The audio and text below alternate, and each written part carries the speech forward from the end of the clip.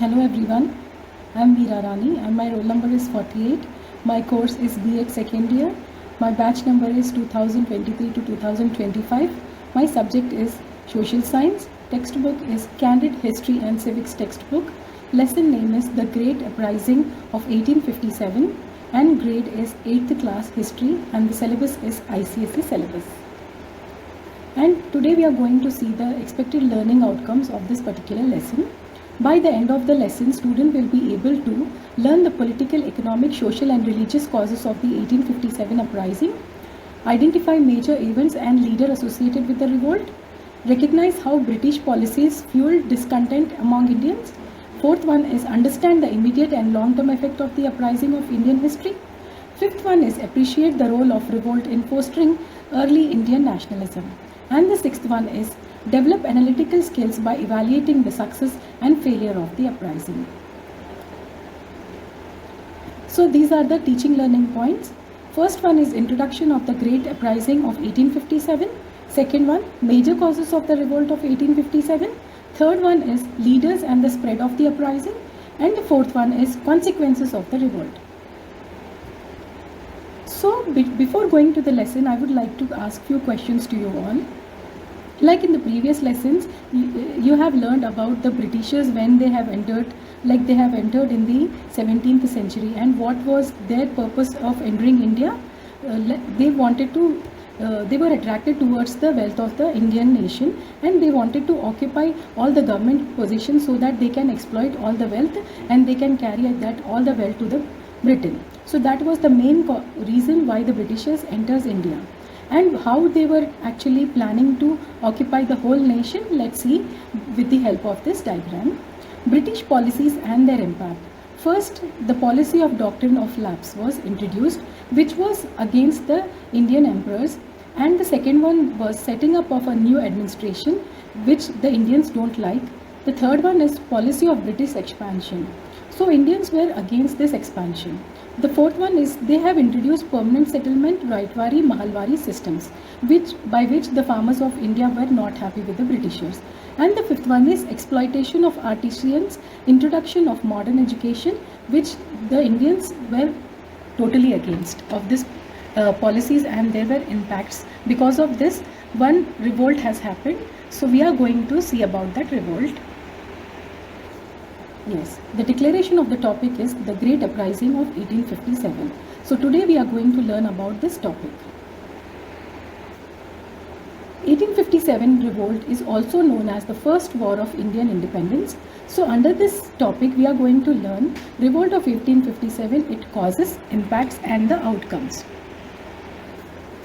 Let's introduce the topic now. The Great Uprising of 1857.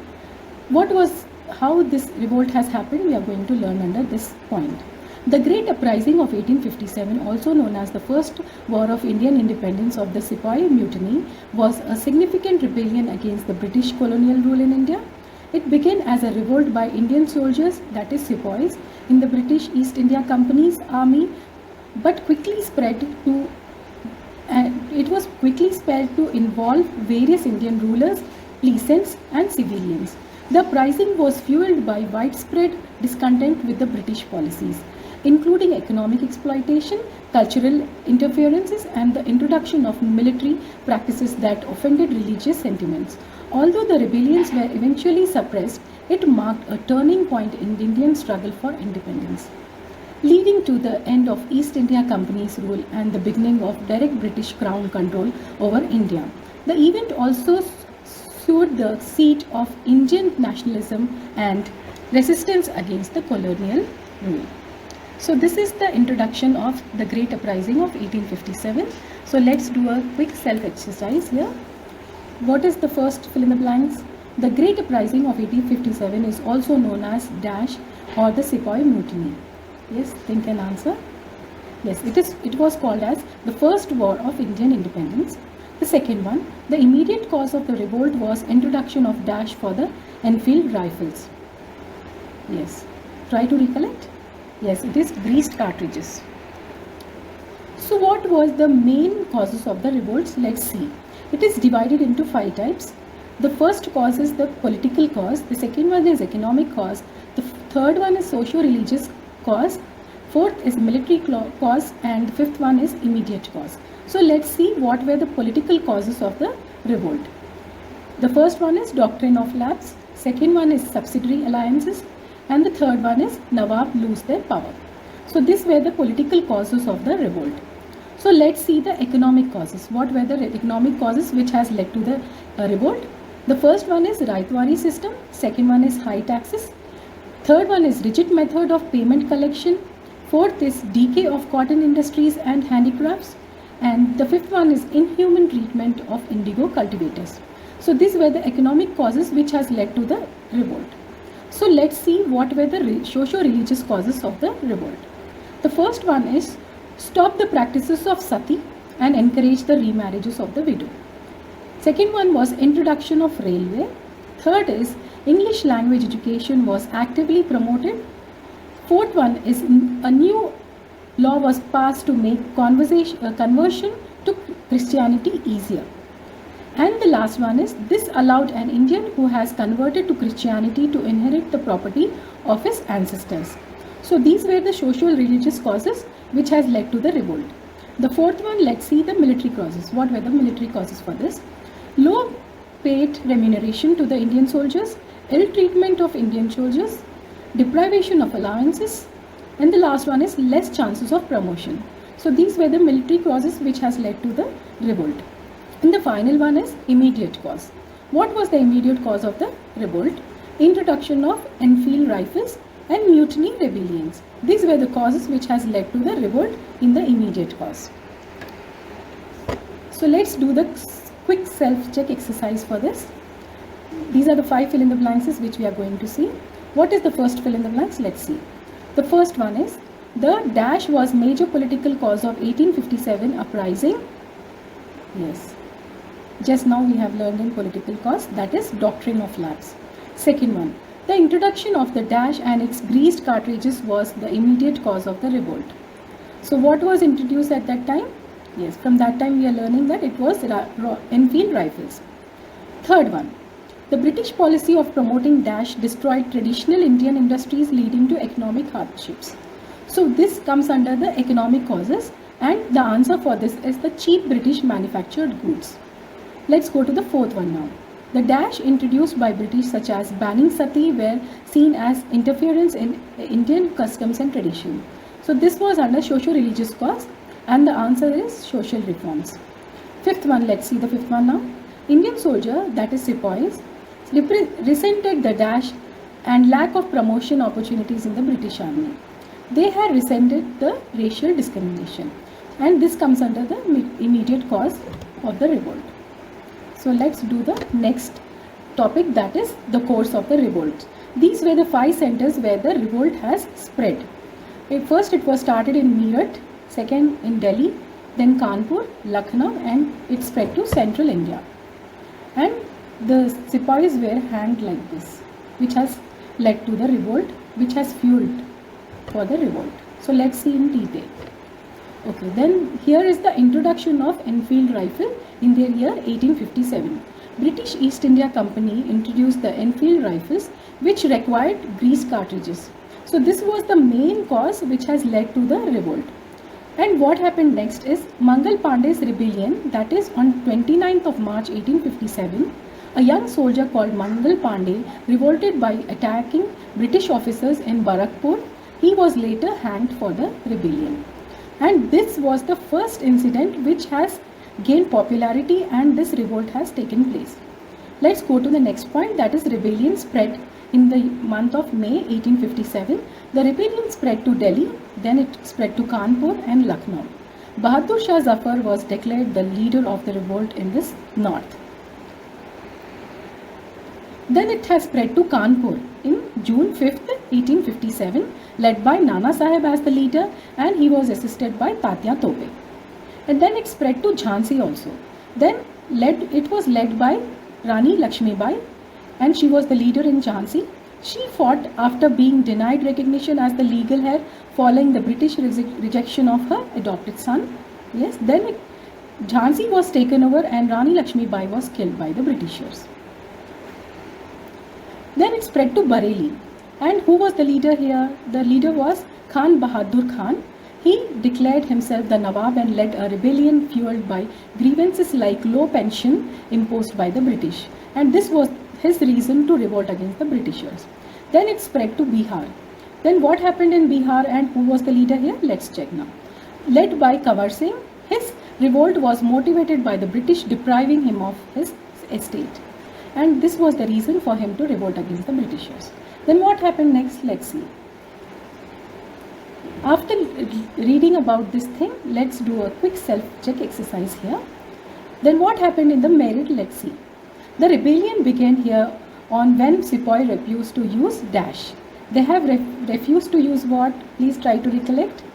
Yes, they have refused to use greased cartridges. Then what happened in Delhi? Let's see. Delhi became the symbolic center of the rebellion with Dash declared as the leader. Who was the leader in Delhi? Please try to recollect. Yes, it was Bahadur Shah Zafar. In the third one, where it has happened in Kanpur, Kanpur saw the intense fighting led by Dash against the British. Who was the leader here? Is the answer. Yes, try to recollect. It was Nana Sahib here. Then it has spread to Lucknow. Dash was the leader of revolt in Lucknow. Yes, the leader in Lucknow was Begum Hazrat Mahal. Then it spread to Jhansi. Dash became a symbol of resistance fighting fierce against the British in Jhansi. Yes, it was Rani Lakshmibai. Let's go to the next topic now. This is the Indian map where the revolt has started. You can see that red dots where the revolt has spread in the north and south India. So you can just see the red dots and see the location of that revolt. This is a mapping skill which is needed for you all. So I have taken this map to show you where the revolt has actually started. It started from Delhi, see, red dot is there, and it has spread like this. Try to observe this map, then you will come to know how it has spread. Let's go to the next topic now. Yes, then after the causes, what are the centers of the revolt we have seen in the course? Now let's see the consequences of the revolt. There were many consequences, but few of them I have shortlisted for you all. The first one says that the most important impact of the revolt of 1857 is that the administration of India was transferred from East India Company to British Crown. The second one, the Queen's Proclamation of 1858 announced that the policy of territorial expansion was abandoned. The native rulers were assured of safety of their territory, rights and honor if they cooperated with the British.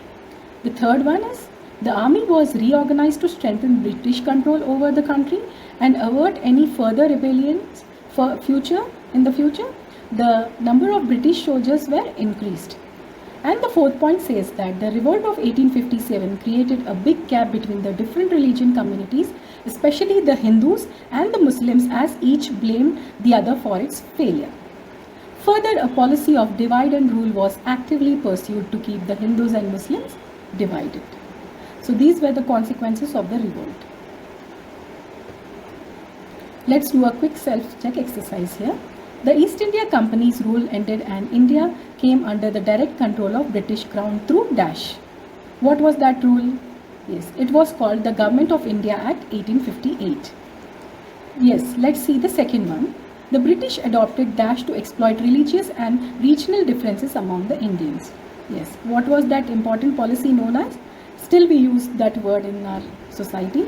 Yes, it is called as divide and rule policy, which was adopted by the Britishers. So before going to the assessment, let's see the summary of the lesson with the help of this video.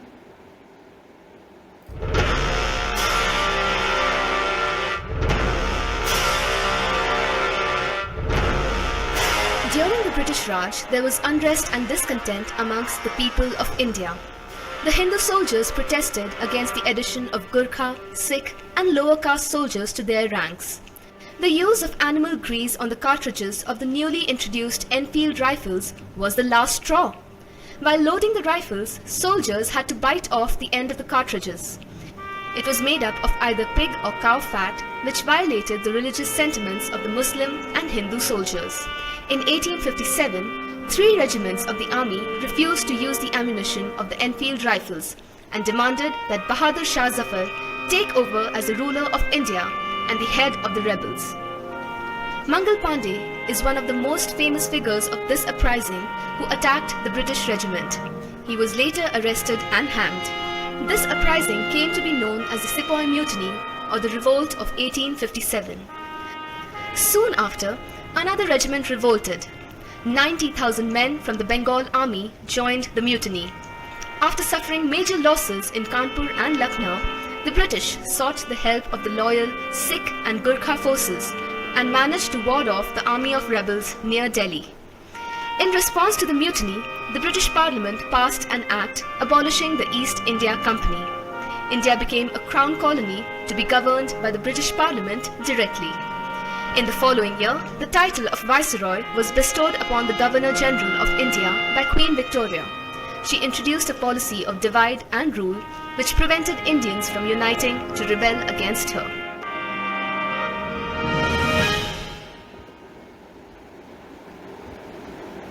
Yes, with the help of the video we have seen the summary of the topic, and these are the few recap questions for you all to recap. Let's see the questions. The first one says that what were the main reasons behind the revolt of 1857? Reasons means you have to think about the causes here.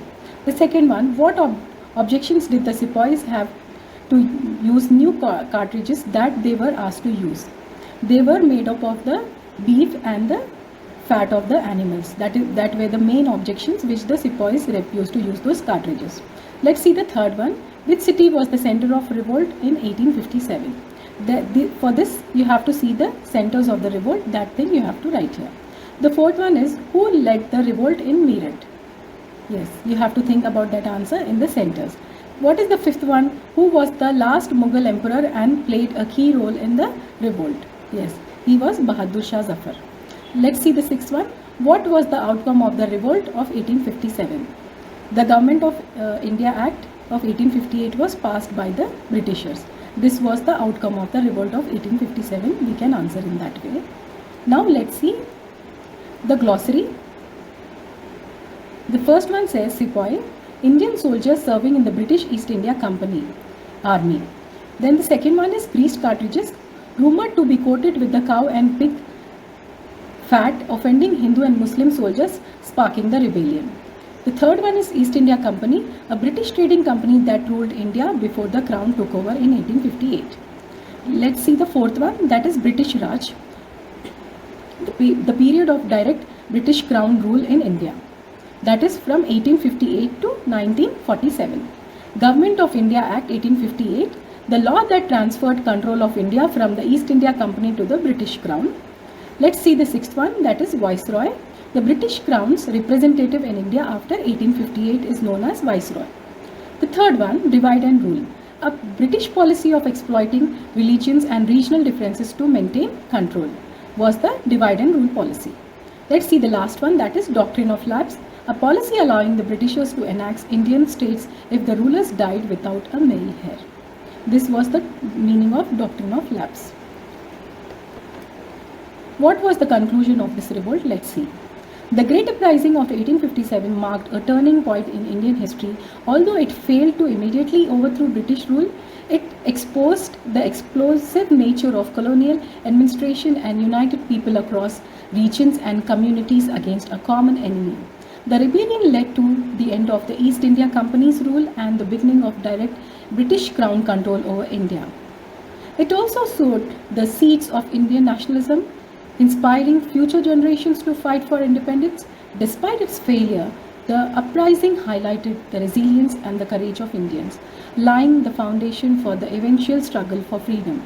It remains a symbol of resistance against oppression and the reminder of the sacrifice made by the countless Indians. This tells about the conclusion of the topic. Let's go to the next slide and see what is stored for us there. Yes, this is the assessment of the topic. The first one says, these are the 5 questions which I have selected for you all in multiple choice questions. So let's see the first one. What was the immediate cause of Great Uprising of 1857? Is it was a introduction of Western education? Is it B, use of greased cartridges? Is it C, heavy taxation policies? Or is it D, annexation of princely states? Yes.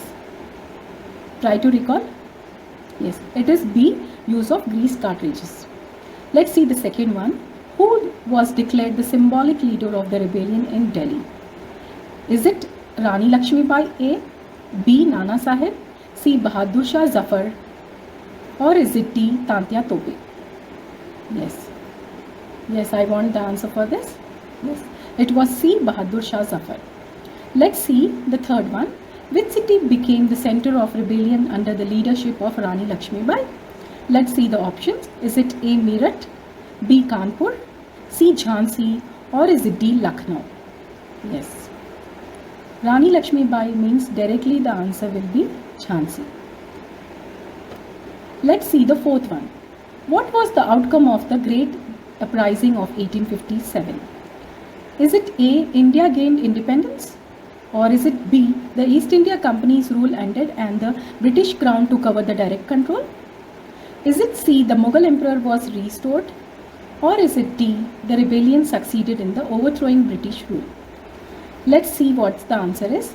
Yes, answer is the East India Company rule was ended and the British Crown took direct control over India. Let's see the final one now. Which British policy allowed the annexation of Indian states if the ruler died without a male heir? Is it A, permanent settlement? Is it B, doctrine of lapse? C, subsidiary alliances? Or is it D, divide and rule? Yes, try to recollect the answer for this. Yes, it was doctrine of lapse. Yes, finally we have come to the assignment and I have selected a very interesting assignment for you all.